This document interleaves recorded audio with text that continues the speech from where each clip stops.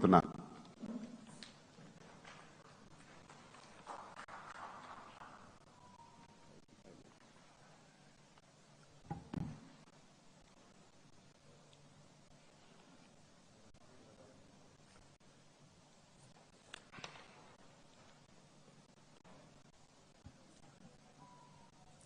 అందరికీ నమస్కారాలు. గౌరవనీయులు జనసేన అధ్యక్షులు మిత్రులు పవన్ కళ్యాణ్ గారు,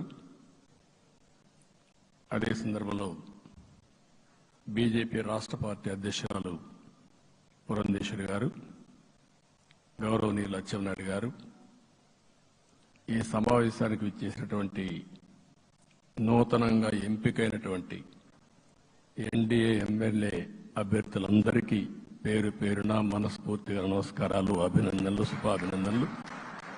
అందరూ కూడా మనస్ఫూర్తిగా కంగ్రాచులేషన్స్. అదే సమయంలో మీరందరూ కలిసి నన్ను శాసనసభ నాయకుడిగా, ఎన్డీఏ శాసనసభ నాయకుడిగా ఎన్నుకున్నందుకు మనస్ఫూర్తిగా అందరికీ నమస్కారాలు తెలియజేస్తున్నా, అభినందనలు తెలియజేస్తున్నా, ధన్యవాదాలు. ఇప్పుడే మిత్రులు మాట్లాడారు. నేను కూడా చాలా ఎన్నికలు చూశాను. ఈసారి రాష్ట్ర చరిత్రలో ఎప్పుడూ ఇవ్వనటువంటి తీర్పు ఇచ్చారు. ఈ తీర్పు మళ్ళీ నిలబెట్టుకునే బాధ్యత మనందరిపైన ఉంటుంది. అయితే రాష్ట్రంలో ఉండే 5 కోట్ల ప్రజలందరికీ శిరస్సు వంచి పాదాభివందనం చేస్తున్నా. ఈ రాష్ట్రాన్ని కాపాడుకోవడానికి మీరు చూపించిన చొరవ కోసం అందరం కూడా ఒకటి క్యాంపెయిన్ చేశాం. ప్రజలు గెలవాలి, రాష్ట్రం నిలబడాలి. ప్రజలు గెలిచారు. రాష్ట్రాన్ని నిలబెట్టే బాధ్యత ఇక్కడుండే శాసనసభ్యులపైన, మనందరిపైన ఉంది. ఈ విషయం మనం గుర్తుపెట్టుకోవాల్సిన అవసరం ఉంది. ఒక అరాచక పాలన, ఒక విధ్వంసకర పాలన. మామూలుగా ఇది చూస్తే ఈ కూటమి ఏర్పాటు చేసినప్పుడు కూడా నేను ఎప్పుడూ మర్చిపోలేను. ఇప్పుడే పురంధేశ్వరి గారు చెప్పారు, పవన్ కళ్యాణ్ గారు చెప్పారు. 3 పార్టీలు కూడా ఒక అత్యున్నతమైన ఆశయాల కోసం పార్టీలు పెట్టినప్పటికీ ఈరోజు కలయిక కూడా మీరు చూస్తే, ఈ కలయికని చాలా ఎన్నికలు చూశాను కానీ నా చరిత్రలో ఎన్నికలైన తర్వాత కంప్లైంట్స్ ఉండేటివి. ఇక్కడ పలానోళ్ళు సరిగా పనిచేయలేదు, ఇక్కడ ఈ నాయకులు కోఆపరేట్ చేయలేదని. నేను చూసిన మొట్టమొదటి ఎన్నిక, ఈసారి ఎన్నికల్లో మాత్రం 100% 3 పార్టీల నాయకులు, కార్యకర్తలు సమిష్టిగా పనిచేశారు. దానికి కారణం మనం ఒకసారి అన్వేషిస్తే, ప్రజలు మనోభావాలకు అనుగుణంగా మన కార్యకర్తలు కూడా ప్రవర్తించే పరిస్థితికి వచ్చారు. రాష్ట్రంలో ఉండే ప్రతి ఒక్క కార్యకర్తని, 3 పార్టీల తరపున ఉండే ప్రతి ఒక్క కార్యకర్తని, నాయకుడిని మనస్ఫూర్తిగా అభినందిస్తున్నా, ధన్యవాదాలు తెలియజేస్తున్నా, కృతజ్ఞతలు తెలియజేస్తున్నా. మేము చాలా వేవ్స్ చూసాం. 94లో 1 సైడ్ ఎన్నికలు జరిగాయి. అప్పుడు కూడా ఇన్ని సీట్లు రాలా, ఇన్ని ఓట్లు రాలా. ఈరోజు మనం చూస్తే 175 సీట్లకు గాను 164 సీట్లు గెలిచాం. అంటే 11 సీట్లే ఓడిపోయాం. అంటే స్ట్రైకింగ్ రేట్ 93%. అంటే మామూలుగా 93% రావడం అనేది దేశ చరిత్రలోనే అరుదైన అనుభవం ఇది. అలాంటి అనుభవం ఇక్కడ చూపించారు. ఓటింగ్ కూడా 57% ఓట్లు వేశారు. మనకు 50% ఓట్లు ఇస్తే ఎక్కువ అనుకుంటాం. అలాంటిది 57% ఆవరేజ్గా ఈ రాష్ట్ర ప్రజానీకం మనల్ని ఆశీర్వదించారంటే మనలో ఎంత బాధ్యత పెరిగిందో మనం ఒక్కసారి గుర్తుపెట్టుకోవాల్సిన అవసరం ఉంది. జిల్లాల వారిగా పార్లమెంట్ల వారిగా విశ్లేషిస్తే శ్రీకాకుళం క్లీన్ స్వీప్ 7కు 7 గెలిచాం. విజయనగరం అన్ని గెలిచాం. అరకు 2-3 ఎన్నికల్లో మనం గెలవకుండా ఈసారి ఎన్డీఏ అభ్యర్థులు చూస్తే 7కు 5 గెలిచాం. మన దురదృష్టం పార్లమెంట్ పోయింది. అక్కడి నుంచి విజయవాడ వైజాగ్ 7కు 7 గెలిచాం. అనకాపల్లి 7కు 7 గెలిచాం. దెన్ తూర్పు గోదావరి, కాకినాడ, అమలాపురం, రాజమండ్రి, నరసాపురం, పక్కన వస్తే ఏలూరు, మచిలీపట్నం, కృష్ణా, గుంటూరు, నరసరావుపేట, బాపట్ల అన్స్టాపబుల్ 7కు 7 గెలిచాం. అక్కడి నుంచి ఒక్క ఒంగోలులో బ్రేక్ పడింది, ఒక 2 సీట్లు పోయినాయి. అక్కడి నుంచి నెల్లూరు 7కు 7 గెలిచాం. తిరుపతి 7కు 7 గెలిచాం. కానీ దురదృష్టం పార్లమెంటు పోగొట్టుకున్నాం. చిత్తూరు ఎప్పుడు ఇన్ని సీట్లు గెలవాలి, 7కు 7 గెలిచాం. అక్కడి నుంచి రాజంపేటలో 7కు 4 గెలిచాం. 3 సీట్లు పోగొట్టుకున్నాం. పార్లమెంటు పోయింది. అక్కడి నుంచి మీరు చూస్తే చరిత్రలో ఎప్పుడూ గెలవని విధంగా కడపలో 7కు 5 గెలిచాం మనం. ఆ తర్వాత అనంతపురంకి వస్తే క్లీన్ స్వీప్ 7కు 7 గెలిచాం. హిందూపూర్లో 7కు 7 గెలిచాం. నంద్యాల ఎప్పుడూ ఊహించిన విధంగా 7కు 7 గెలిచాం. ఆ తర్వాత కర్నూలుకు వస్తే 7కు 5 గెలిచాం. నేను ఈ 11 మందిని కూడా అదే మరిగా జనసేన మిత్రులు పవన్ కళ్యాణ్ గారు 21 సీట్లు తీసుకొని 21 గెలిచాడు.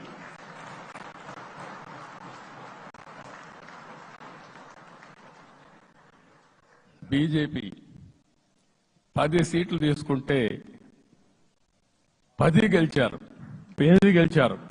అంటే 10కి 8 గెలవడం అనేది ఒక చరిత్ర. ఆ 2 సీట్లు కూడా కొన్ని ప్రత్యేకమైన కారణాల వల్ల ఓడిపోయాం తప్ప ఇంకోటి కాదు.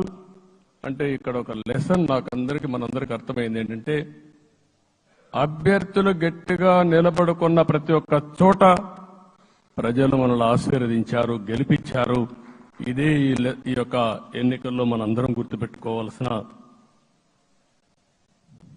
ఒక ప్రత్యేకమైన విషయం.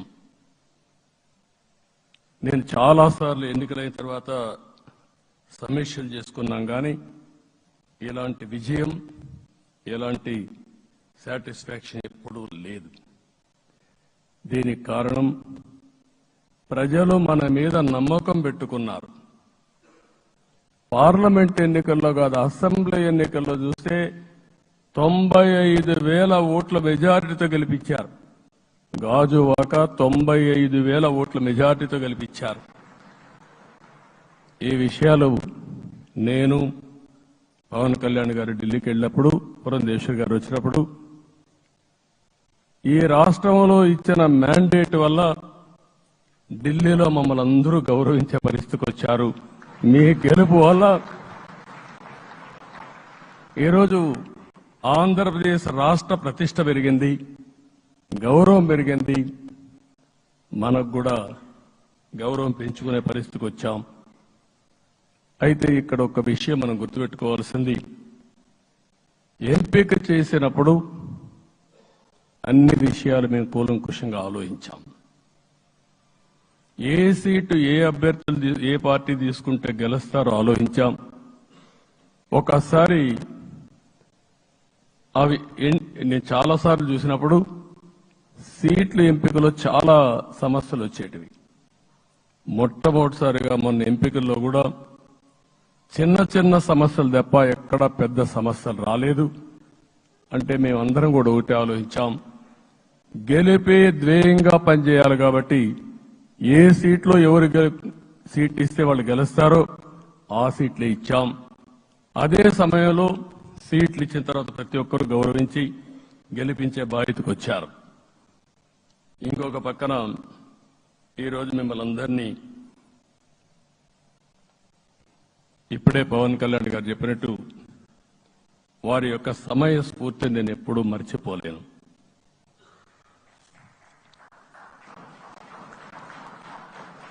మొట్టమొదటిసారిగా నేను జైల్లో ఉన్నప్పుడు వచ్చాడు. వచ్చినప్పుడు నన్ను పరామర్శించాడు. బయట వచ్చి ఈ రాష్ట్రం అంత మునుపు చెప్పినా అంత మునుపు అనేక సందర్భాల్లో ప్రభుత్వ వ్యతిరేక ఓటు చేయకూడదని చెప్పారు. కానీ నన్ను చూసి బయటికి వెళ్ళిన తర్వాత ఈరోజు తెలుగుదేశం జనసేన పొత్తు పెట్టుకుంటున్నామని చెప్పిన మొదటి వ్యక్తి పవన్ కళ్యాణ్ గారు. అప్పటికే బీజేపీతో పొత్తుంది. అయితే ఒక మాట చెప్పాడు, బీజేపీతో పొత్తుంది, బీజేపీ తెలుగుదేశం జనసేన 3 పార్టీలు కలిసి పోటీ చేస్తామని కూడా చెప్పి మళ్లీ ఆ ప్రయత్నం చేసి కడాన రాష్ట్ర ప్రయోజనాల దృష్ట్యా బీజేపీ తెలుగుదేశం జనసేన పొత్తు పెట్టుకున్నాం. మనస్ఫూర్తిగా ఆయన అభినందిస్తున్నా. ఆ రోజటి నుంచి ఎలాంటి పొరపక్షాలు లేకుండా కలిసి పనిచేశారు. మాకు కొన్ని అనుమానాలు ఉండేటివి. ఓటు ట్రాన్స్ఫర్ అవుతుందా లేదా, ఓటు ట్రాన్స్ఫర్ కాకపోతే ఎక్కడన్నా సీట్లు నష్టపోతామని. అందుకే మీరు ఒకసారి చూస్తే ఎన్నికలు మొత్తం సెట్ అయింది, నామినేషన్స్ వేసాం, ముందుకెళ్ళాం. అదే సమయంలో మొట్టమొదటిసారిగా కోవూరులో 3 పార్టీల నాయకులు కలిసి నేను, పవన్ కళ్యాణ్ గారు, పురంధేశ్వరి గారు ముగ్గురం కలిసి ఫస్ట్ మీటింగ్ అడ్రస్ చేశాం. అక్కడి నుంచి 6 జిల్లాల్లో మేమిద్దరం కలిసి తిరిగాం. బీజేపీ నాయకులు కలిసి వచ్చారు. ఆ తర్వాత మొట్టమొదటిసారిగా అమిత్ షా గారు ఏదైతే అనంతపూర్లో ధర్మవరం కాన్స్టిట్యున్సీకి వచ్చారు. నేను మొన్న నేషనల్ మీటింగ్లో కూడా చెప్పాను. ఆయన వచ్చినప్పుడు చాలా స్పష్టంగా ఎందుకు మేము పొత్తు పెట్టుకున్నామనే విషయాలు చెప్తూ ఈ ప్రభుత్వ అవినీతిని ఎండగట్టారు, సూటిగా మాట్లాడారు.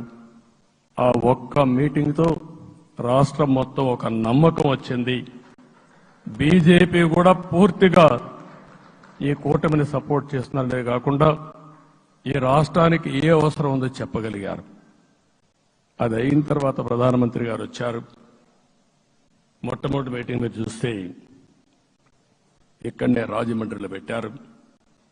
రాజమండ్రిలో స్పష్టత ఇచ్చారు. నేను అనకాపల్లిలో స్పష్టత ఇచ్చారు.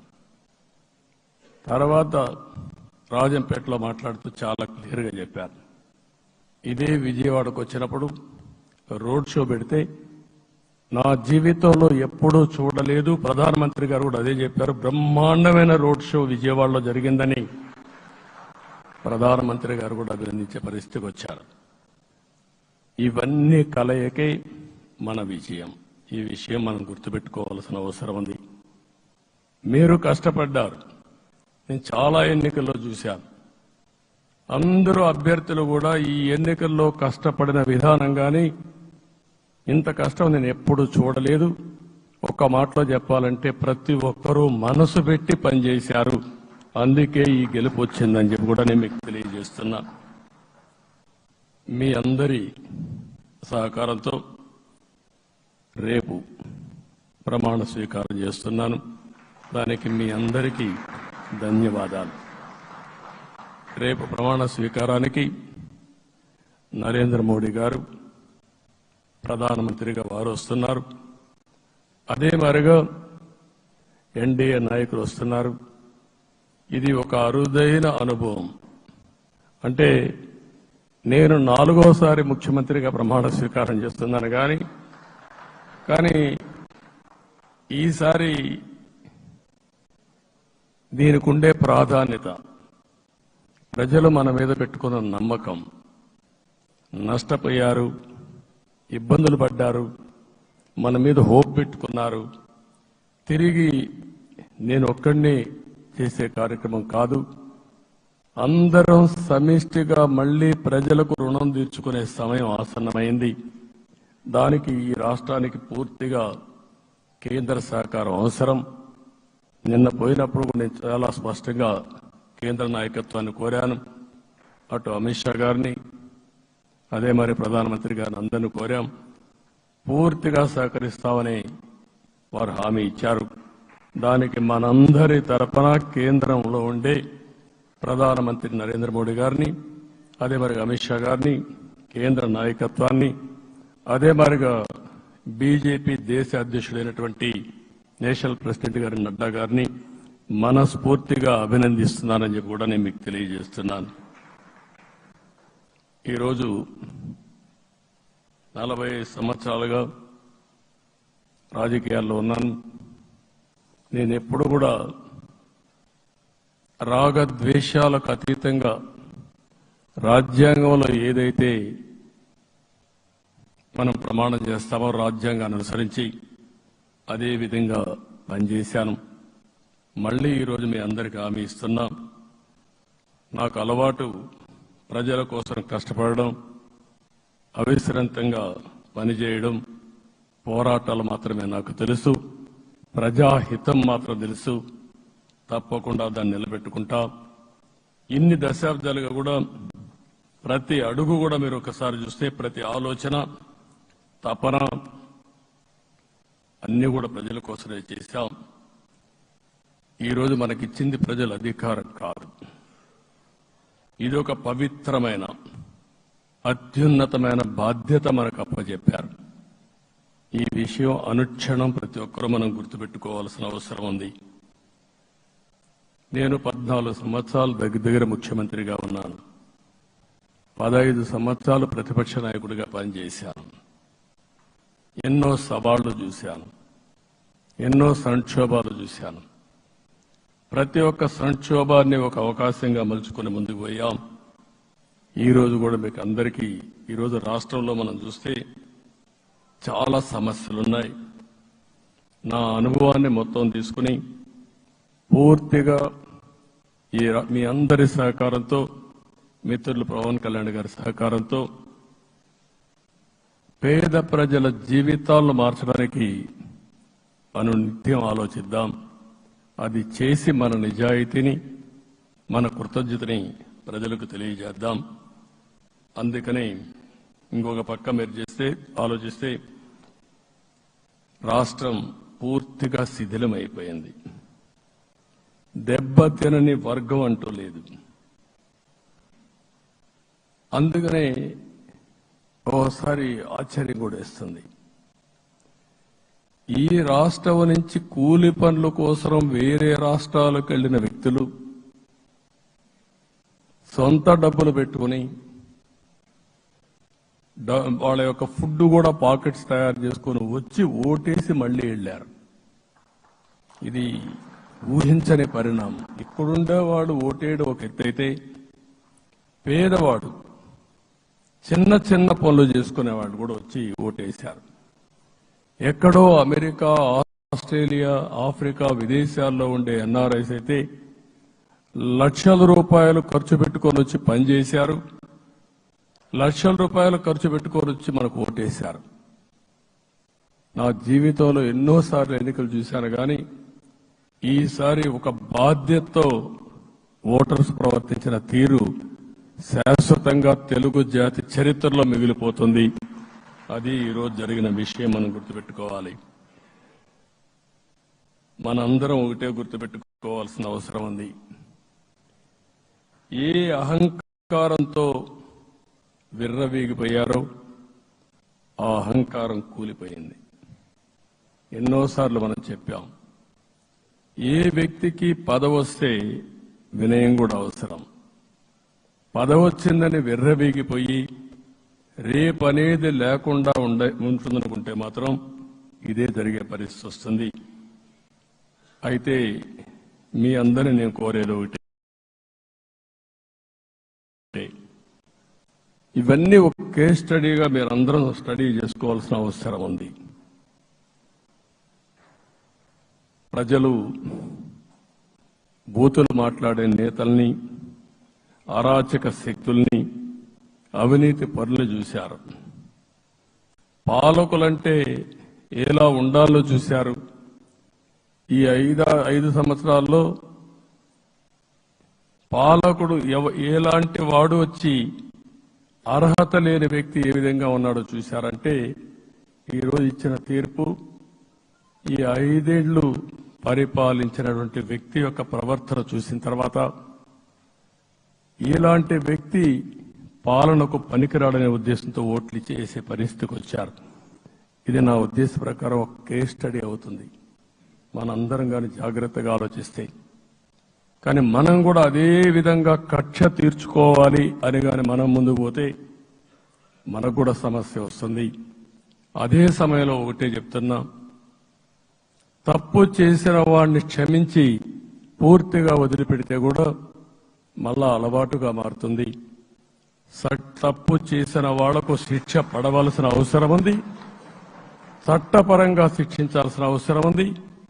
అదే సమయంలో విధ్వంస రాజకీయాలు, కక్షా రాజకీయాలు కాకుండా ఇవన్నిటిని ప్రక్షాళన చేయాల్సిన అవసరం ఉందని చెప్పి కూడా నేను మీకు తెలియజేస్తున్నా.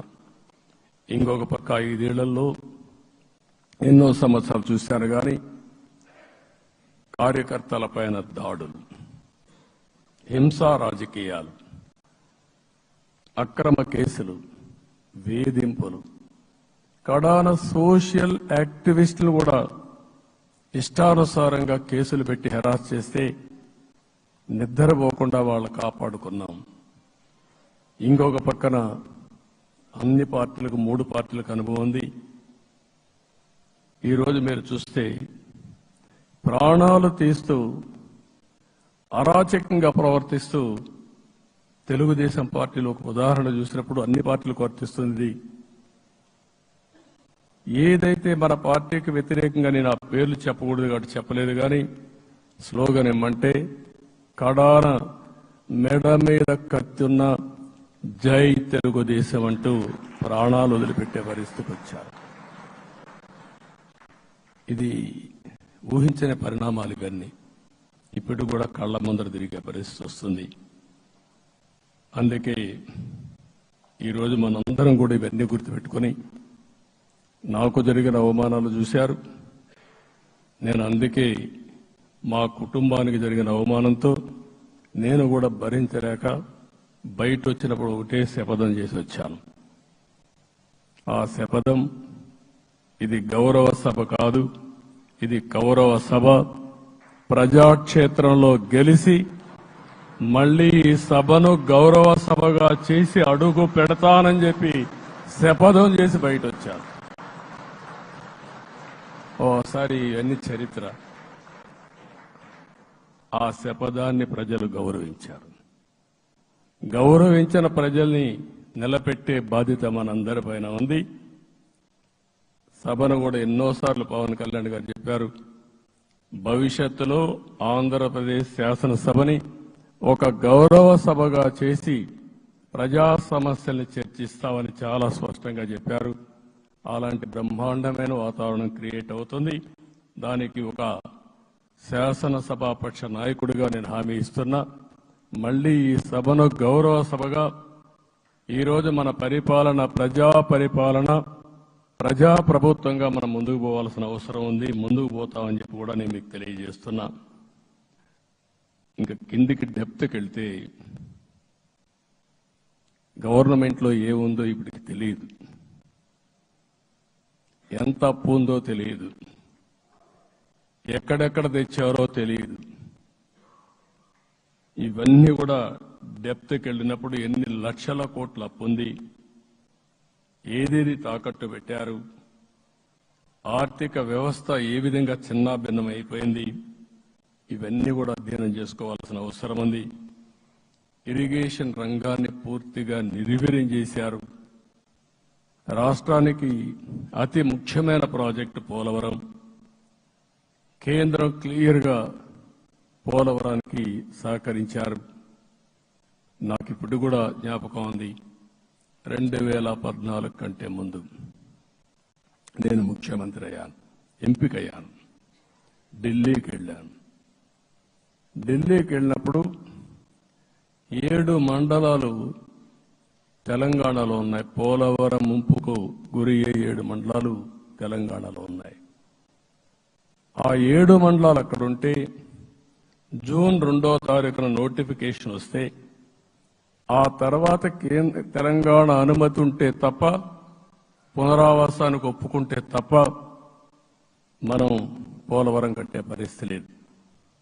ఆ రోజు రాజ్నాథ్ సింగ్ గారు పార్టీ అధ్యక్షుడు. అదే మాదిరిగా ఆ రోజు వెంకయ్యనాయుడు గారు కూడా యాక్టివ్గా ఉన్నారు. నేను ఒకటే కోరాను, ప్రజలు నన్ను ఎంపిక చేసుకున్నారు. ఇక్కడ మనం ఎన్డీఏ వచ్చింది. ఈ ప్రాజెక్టు పూర్తి కావాలంటే ఆ 7 మండలాలు ఆంధ్రప్రదేశ్ రాష్ట్రానికి ఇస్తే తప్ప పూర్తి కాదు. మీరు 7 మండలాలు ఇవ్వకపోతే నేను ప్రమాణ స్వీకారం చేయను, నాకు ఈ పదవి వద్దని ఆ రోజు చాలా స్పష్టంగా చెప్పాను. ఇది ఎప్పుడు కూడా చరిత్రలో ఎప్పుడు జరగని విషయం. ఆ రోజు ప్రధానమంత్రి గారు నరేంద్ర మోడీ గారు ఇవన్నీ ఆలోచించి ఫస్ట్ క్యాబినెట్ మీటింగ్లో పెట్టి ఒక ఆర్డినెన్స్ ఇచ్చి ఆ 7 మండలాలు ఆంధ్రప్రదేశ్కి ఇచ్చి తర్వాత పార్లమెంట్ సమావేశాలు పెట్టుకున్నారంటే అది ఒక చరిత్ర. అంటే ఆ రోజు కానీ కేంద్రంగా 7 మండలాలు ఇవ్వకపోయుంటే పోలవరం ప్రాజెక్టు ప్రారంభమయ్యేది కాదు.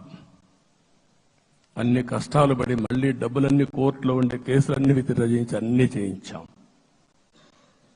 72% పనులు పూర్తి చేశాం. ఈరోజు మళ్లీ మొదటికి వచ్చింది. డయాఫామ్ వాల్ పూర్తిగా కొట్టుకోబోయే పరిస్థితికి వచ్చింది, డ్యామేజ్కి అయ్యే పరిస్థితి వచ్చింది. ఎక్కడుందో తెలియని పరిస్థితి. మళ్లీ కేంద్ర సహకారంతో రాష్ట్రానికి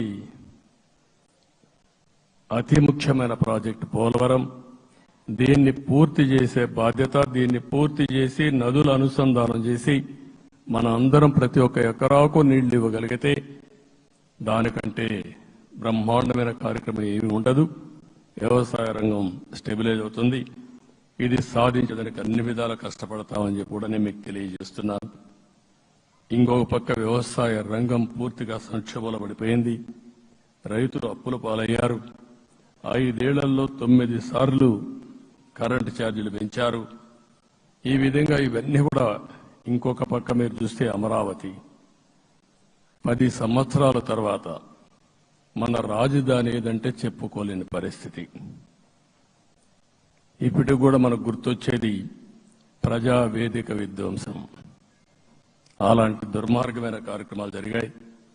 ఇవన్నీ కూడా గుర్తు చేసుకుంటూనే కక్షపూరిత రాజకీయాలు కాకుండా కన్స్ట్రక్టివ్ పాలిటిక్స్ కి మనం ముందుకు పోవాల్సిన అవసరం ఉంది. అందుకే ఈరోజు నేను ఒకటే మీ అందరికీ హామీ ఇస్తున్న, మీ ద్వారా ప్రజలందరికీ, మనది ప్రజాప్రభుత్వం. ఇకపైన మన ప్రభుత్వంలో ప్రజావేదికల కూల్చివేతలుండవు. 3 రాజధానులంటూ రాష్ట్ర భవిష్యత్తు ఆటలాడే పరిస్థితి ఉండదు. మన రాజధాని అమరావతి, అమరావతి రాజధాని. విశాఖపట్నం ఆర్థిక రాజధానిగా, ఒక ప్రత్యేకమైన సిటీగా, ఆధునికమైన నగరంగా తయారు చేసుకుందాం. దాన్ని ఎప్పుడు కూడా నేను కంబైన్డ్ ఆంధ్రప్రదేశ్ కూడా గుర్తుపెట్టుకున్నాను. విశాఖపట్నం అటు జనసేనకు, తెలుగుదేశానికి, బీజేపీకి ముగ్గురు కూడా చాలా ముఖ్యమైన నగరం ఇది. ఎందుకు నేను ఈ మాట అంటున్నానంటే, లాస్ట్ ఎలక్షన్లో 2014లో హరిబాబు అక్కడ ఎంపీగా గెలిచారు.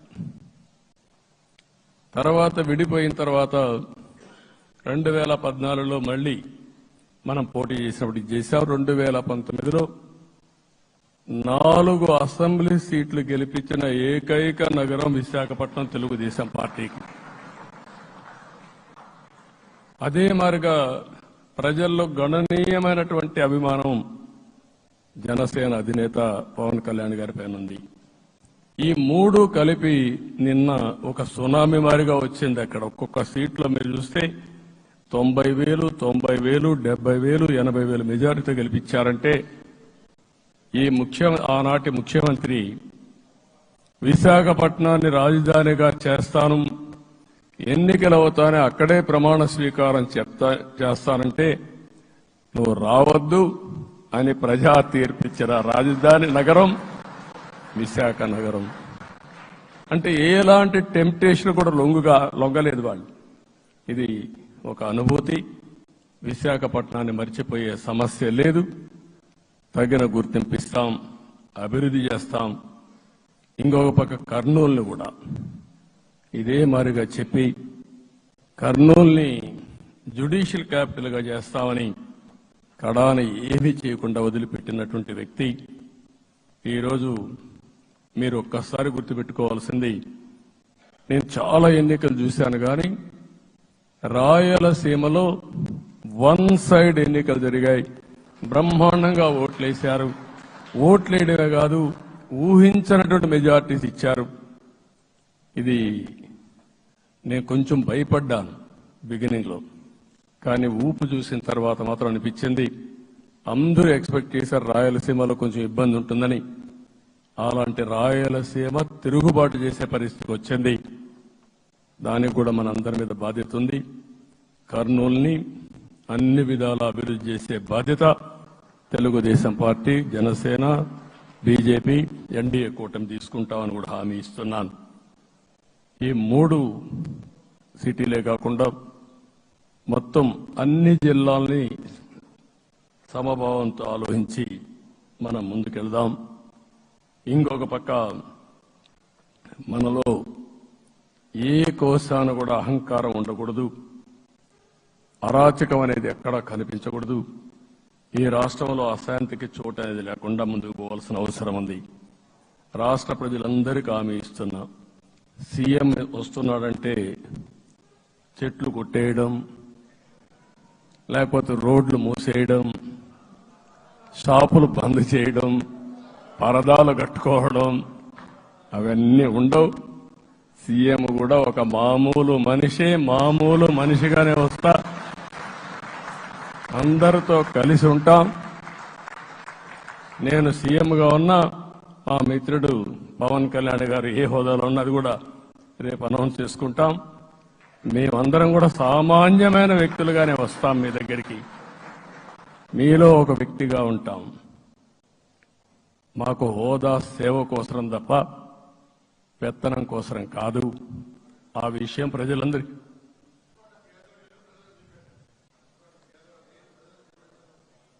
అవన్నీ చేస్తాం.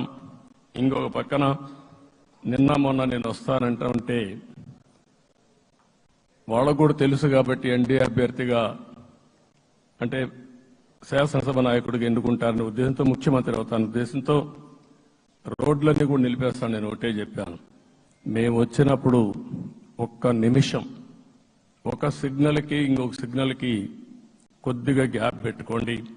అవసరమైతే ఒక 5 నిమిషాలు లేట్ అయినా మాకు పర్వాలేదు, కానీ ప్రజలు ఎవ్వరికీ ఇన్కన్వీనియన్స్ కలగకూడదని చాలా స్పష్టంగా ఆదేశాలు ఇచ్చాం. కాబట్టి అవన్నీ మనం చేద్దాం. ఇంకొక పక్కన దాడులు చేసి బాధితులపైనే కేసులు పెట్టే పరిస్థితి ఉండదు ఈ రోజు నుంచి. అది కూడా మనం చూశాం. ఏ ఒక్కరి ఆత్మగౌరవానికి భంగం కలగదు. ఒక పాజిటివ్ గవర్నెన్స్ అన్ని చోట్ల కనబడుస్తుంది. ప్రజాహితం కోసమే పనిచేస్తాం. ప్రతి నిర్ణయం, ప్రతి అడుగు ప్రజల కోసమే ఉంటుంది. స్టేట్ ఫస్ట్ అనే నినాదంతో ముందుకు పోతాం. ఈ రోజు మేము ముగ్గురం కూడా ఢిల్లీలో వెళ్ళినప్పుడు కూడా మా ఆలోచన ఈ రాష్ట్రం ముందుండాలనే ఉద్దేశంతోనే ముందుకు పోయాం. అదే సమయంలో ఈరోజు మన రాష్ట్రానికి కూడా సముచితమైన గౌరవం. ముగ్గురు మంత్రులు కేంద్రంలో మన వాళ్ళు ఉండే పరిస్థితికి వచ్చారు. ఒక పక్కన రామ్మోహన్ నాయుడు శ్రీకాకుళం ఎంపీ, ఆయన కేంద్రంలో మంత్రి పదవి, కేబినెట్ పదవి వచ్చింది. ఇంకొక పక్కన పెంబసాని చంద్రశేఖర్కి స్టేట్ మినిస్టర్గా ఎంఓఎస్ కింద ఇచ్చారు. మూడోది కూడా ఒక సామాన్యమైన కార్యకర్త Srinivasa Varma, Narasapur MP, BJP MP, ఈరోజు కేంద్రంలో మంత్రి స్థానం వచ్చింది. ఓసారి బీజేపీలో కూడా ఇది ఒక ప్రత్యేకత.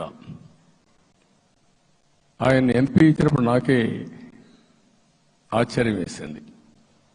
ఒక మామూలు వ్యక్తి ఎంపీ ఇచ్చారు. అప్పుడు ఆలోచించినప్పుడు నేను ఫస్ట్ మీటింగ్ పోతే వచ్చాడు. వచ్చినప్పుడు నేను ఎంక్వైరీ చేస్తే ఆయన స్ట్రాంగ్గా పార్టీ కోసం పనిచేశాడు. ఒక పార్టీ కార్యకర్తను గుర్తించిన పార్టీ భారతీయ జనతా పార్టీ. అది కూడా తెలుగుదేశంలో కూడా చేస్తున్నాం, జనసేనలో కూడా చేస్తున్నాం. వారి యొక్క ప్రత్యేకత. ఈరోజు నిన్న కూడా మనం అందరం చూస్తే మోదీ గారు మొన్నే మీటింగ్ అయినప్పుడు చూశాం, ఆయన స్పీచ్ను కూడా చూశాం.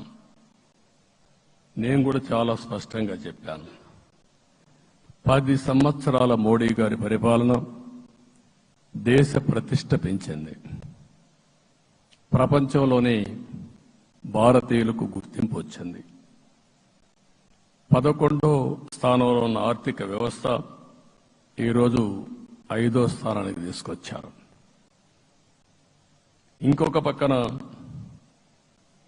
ఎన్డీఏ 3.0 ఈ పరిపాలన 5 ఏళ్లలో 5వ స్థానం నుంచి 3వ ఆర్థిక అతిపెద్ద దేశంగా భారతదేశం ఎమర్జ్ కాబోతుంది. ఇది మన దేశానికి గర్వకారణం. ఇంకొక పక్కన ఆయన కల వికసిత్ భారత్ 2047, మనందరి కల వికసిత్ ఆంధ్రప్రదేశ్. ఇది మనందరం ఒక కలగా పెట్టుకొని ముందుకు పోవాల్సిన అవసరం ఉంది. అదే సమయంలో మనందరి ఆలోచన పేదరికం లేని సమాజం, zero poverty nation, zero poverty state, zero poverty నియోజకవర్గం. ఇది ఎన్టీ రామారావు గారి కళ. ఆయన చాలాసార్లు, నేను మొన్న కూడా చెప్పాను, ఒకప్పుడు కమ్యూనిజం, క్యాపిటలిజం, సోషలిజం, ఇది ఆర్థిక సంస్కరణ రాని ముందు ప్రతి ఒక్కరిని అడిగే విధానం. ఎవరిని అడిగినా మీరు ఏ సైడ్ ఉంటారని అడిగేవాళ్ళు. అలాంటి సమయంలో ఎన్టీ రామారావు గారిని మీరు ఏ ఇజాన్ని నమ్ముతారో చెప్పమంటే, నాకు ఈ ఇజాల గురించి తెలియదు, నాకు తెలిసింది ఒకే ఒక ఇజం, అది హ్యూమనిజం అని చెప్పిన ఏకైక నాయకుడు భారతదేశంలో ఎన్టీ రామారావు గారు. ఆయన ఆ రోజు చెప్పింది పేదరికం లేని సమాజాన్ని సృష్టించాలని, పేదవాళ్లే దేవుళ్ళు, సమాజమే దేవాలయం అని చెప్పిన వ్యక్తి. ఆ కళని సాధికారం చేద్దాం. అదే నేను నిన్న చెప్పినప్పుడు కూడా, ఈ దేశం అభివృద్ధి కావడంలో ఎలాంటి అనుమానం లేదు. కానీ ఆ అభివృద్ధి ఫలితాలు పేదవాళ్లకు తీసుకుపోవడంలో కాన్షియస్ ప్రజా నిర్ణయాలు తీసుకోవాలి, పబ్లిక్ పాలసీ తీసుకోవాలి. దానికి మన రాష్ట్రం నాంది పలికి కేంద్రానికి కూడా ఒక ఆదర్శంగా మనం నిరూపించుకుందాం. దానికి మీరందరూ కూడా మీ స్థాయిల్లో మీరు చేయాల్సిందిగా నేను కోరుకుంటూ, ఈరోజు ప్రజలందరికీ విజ్ఞప్తి చేస్తున్నాం. మీరు ఓట్లు వేశారు, మమ్మల్ని గెలిపించారు, మీరు గెలిచారు, మీ పని అయిపోలేదు. కానీ మమ్మల్ని అనునిత్యం ఆశీర్వదించుతూ నడిపించే బాధ్యత ప్రజల్ని తీసుకోమని పూర్తిగా కోరుకుంటున్నా. ప్రజాస్వామ్యంలో ఎప్పుడు కూడా ఓట్లేసి బాధ్యత లేకుండా ఉండేవాళ్ళు, కావాల్సింది అడిగేవాళ్ళు. నిన్న ఎన్నికల్లో చాలా మందిని చూశాను. ఫస్ట్ టైం పోలింగ్ ప్రారంభం అవుతానే అరాకొర వచ్చేవాళ్ళు. పోలింగ్ స్టేషన్లో కూడా మనుషులు ఉండేవాళ్ళు కాదు. కొంతమంది మధ్యతరగతి అబవ్ ఉండేవాళ్ళైతే ఎప్పుడో మధ్యాహ్నం పైన పోదామని ఇంట్లో లీజర్గా పడుకునేవాళ్ళు. మధ్యాహ్నం పైన కూడా ఖాళీగా ఉంటే వచ్చేవాళ్ళు. ఎండలు ఎక్కువ ఉంటే కొంతమంది అవాయిడ్ చేసేవాళ్ళు. అందుకే మొన్న ఎన్నికల్లో మీరు చూస్తే ఫస్ట్ అవర్లో ప్రతి ఒక్క పోలింగ్ స్టేషన్ ఫుల్గా క్యూలు ఉన్నాయి. ఆ క్యూలు కంటిన్యూ అయింది. మీరు చూస్తే రాత్రి 2 గంటల వరకు క్యూలో నిలబడుకొని ఓట్లు వేశారంటే వాళ్ళ బాధ్యత వాళ్ళు నెరవేర్చారు. దానికి మనం అందరం గుర్తుపెట్టుకొని ఏ విధంగా చేయాలో మనం కూడా చేయాల్సిన అవసరం ఉంది. ప్రజలందరికీ విజ్ఞప్తి చేస్తున్నా, మమ్మల్ని నడిపించండి. ఎక్కడైనా మేము తప్పు చేస్తే చెప్పే విధానం కూడా ఎస్టాబ్లిష్ చేస్తాం. ఎప్పటికప్పుడు ఫీడ్బ్యాక్ ఇవ్వండి. ఫైనల్గా కలిసి సాగుదాం, రాష్ట్రాన్ని పునర్నిర్మాణం చేద్దాం. నా జీవితంలో నేను చాలా చూశానుగా, నాకు ఒకటే కోరిక, భారతదేశం ప్రపంచ దేశాల్లో నెంబర్ 1 దేశంగా తయారు కావాలి. అవుతుంది, దాంట్లో అనుమానం లేదు. 2047కి ప్రపంచంలో భారతదేశం మొదటి స్థానం. బాగా పనిచేసుకుంటే, లేకపోతే 2వ స్థానంలో మనం ఉంటాం. అదే సమయంలో ప్రపంచం మొత్తం భారతీయులు నెంబర్ 1 స్థానంలో ఉంటారు. అది నరేంద్ర మోడీ గారి కళ. అది డెఫినెట్ గా జయప్రదం అవుతుందని నేను ప్రగాఢంగా విశ్వసిస్తున్నా. ఇందులో నా స్వార్థం కూడా ఉంది.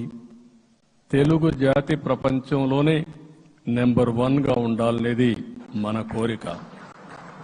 ఇప్పటికీ మీరు చూస్తే హైయెస్ట్ పర్ క్యాపిటా ఇన్కమ్ ప్రపంచంలో ఏ దేశంలోకి వెళ్ళా భారతీయులు సంపాదిస్తున్నారు. అందులో అగ్రస్థానంలో తెలుగు వాళ్ళు ఉన్నారు. అదే సమయంలో ఈ రాష్ట్రాన్ని నెంబర్ 1గా చేయాలనే సంకల్పం మనందరికీ ఉండాల్సిన అవసరం ఉంది. ఇది అసాధ్యం కాదు. ఈ రోజు ఉండే పరిస్థితిని సవరిస్తూనే మళ్లీ నిర్మాణాత్మకంగా వెళ్తే ఒక నిర్దిష్టమైన సమయం ప్రకారం ఆంధ్రప్రదేశ్ రాష్ట్రాన్ని నెంబర్ 1 చేసుకునే అవకాశం ఉంటుంది. అదే సమయంలో జీరో పావర్టీ, మన ఆలోచనలన్నీ కూడా ఒకటే మీరు ఆలోచించుకోవాలి. ఎవరైతే పేదవాళ్ళు ఉన్నారో, పేదవాళ్ళలో నిరుపేదలు ఉన్నారో దానిపైన దృష్టి పెట్టాలి.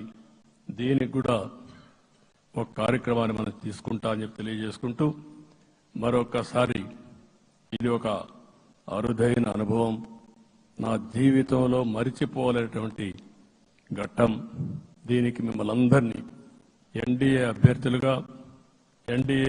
అభ్యర్థిగా ముఖ్యమంత్రిగా నన్ను ఎంపిక చేసిన ఎన్డీఏ ఎమ్మెల్యేలందరినీ పేరు పేరున మనస్ఫూర్తిగా అభినందిస్తూ, మరొకసారి బాధ్యత ఈ రోజు నుంచి ఇంకా ఎక్కువైంది. నిన్నటి వరకు ఈ రాష్ట్రంలో ప్రతి ఒక్కరికి నిద్ర లేని రాత్రులే, నా ఒక్కడికే కాదు. ఇప్పుడు తలుసుకుంటే ఓసారి బాధేస్తుంది. ఆ బాధపడిన రోజులు చూసుకుంటే, ఒక వ్యక్తిని జైల్లో పెట్టినప్పుడు నాకు 40 రోజుల నుంచి 90 రోజులు 100 రోజులు పట్టేది మళ్ళా బయట తేవాలంటే. మళ్ళా జైల్లో ఏం చేస్తారో తెలియదు. అక్కడి నుంచి ఇంకా ప్రెషర్ మౌంటప్ చేసుకుంటూ వచ్చాం. ఆ త్యాగం చేసిన రోజులను ఒకసారి గుర్తుపెట్టుకుంటూ, సఫర్ అయిన ప్రతి ఒక్కరిని, పార్టీ కార్యకర్తలనే కాకుండా ప్రజలను కూడా గుర్తుపెట్టుకొని, సోషల్ యాక్టివిస్టులు గుర్తుపెట్టుకొని ఈ రాష్ట్ర పునర్నిర్మాణం కోసం ముందుకు పోదామని తెలియజేసుకుంటూ, మరొకసారి మీ అందరికీ మనస్ఫూర్తిగా అభినందనలు తెలియజేసుకుంటూ, నన్ను పూర్తిగా బలపరిచినటువంటి మిత్రుడు పవన్ కళ్యాణ్ గారికి, అదే మరిగా బీజేపీ నాయకత్వానికి, పురంధేశ్వర్ గారు ఇక్కడ నేను చూశాను. మేమిద్దరం, వారు ఎంపీ అభ్యర్థిగా ఉన్నప్పటికీ ఎప్పుడో కంప్లైంట్ చేసినా లేకుంటే కోఆర్డినేషన్ ప్రాబ్లం వచ్చినా ఇమీడియట్ గా స్పందించి వారు కూడా కోఆర్డినేట్ చేశారు. అందరూ కూడా ఎక్కడా పొరపచ్చాలు లేకుండా మనస్ఫూర్తిగా చేశాం కాబట్టి ఈ గెలుపు సాధ్యమైంది. ఈ గెలుపుకు సహకరించిన ప్రతి ఒక్క నాయకుడికి, ప్రతి ఒక్క పార్టీకి, ప్రతి ఒక్క కార్యకర్తకి, ప్రజలందరికీ కూడా పేరు పేరున మనస్ఫూర్తిగా నమస్కారాలు తెలియజేసుకుంటూ మీ అందరి దగ్గర సెలవు తీసుకుంటున్నాను. జై హింద్, జై హింద్.